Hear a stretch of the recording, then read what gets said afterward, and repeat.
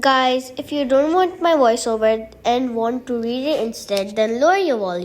Anyways, have fun. Millie was on the bed reading to keep herself calm. Ryan was out with Cass after many attempts. Millie could feel something, but she ignored it, trying to stay calm. She felt nervous thinking about what would happen if she told someone. If she told Ryan, he would be more possessive and obsessive. If she told Cass, he would have another reason for them to break up.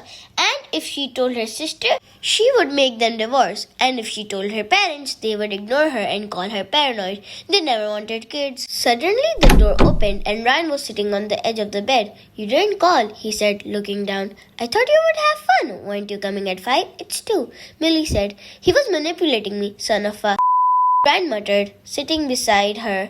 "Why am I still friends with him?" He leaned closer. "I don't want you to end a friendship because of me, and he is your childhood best friend," Millie said, making him scoff. "Bull. He's definitely," Ryan said. Millie continued reading as Ryan looked at her in disbelief. "You're supposed to make me feel better," he said, lying down. Millie chuckled before standing up. "I have to cook lunch," she said. Millie was in the kitchen until a phone call came. She picked it up expecting it to be Lika, but instead it was... She picked it up to hear just breathing, but it sounded familiar. As she realized who it was, she dropped her plate screaming. She sat down as Ryan rushed over. "What happened?" he asked, concern filling his eyes.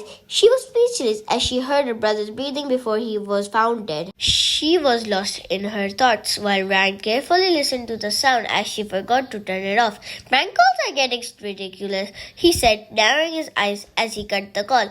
"I blocked the number." No, we have to call them again." She grabbed the phone, trying to dial, tears streaming, hands shaking, making it impossible. Ryan froze. He had never seen her this traumatized. "Millie," but he was cut off. No!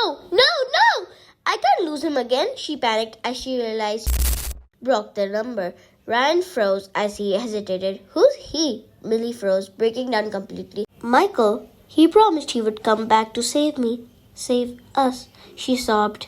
Ryan hugged her, trying to calm her down. Later, she explained, "I had 2 siblings, Lika and Michael. Michael was the oldest, and he was 14 at the time he decided to run from my despicable parents. We were happy, but still afraid of what would happen to us. But he promised he would come back when he was old enough and had a good career. I was 4, and my sister was 7. It's been 23 years.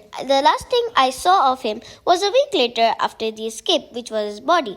And even though he was breathing, but in a coma, my parents decided to put him down, which made me sick."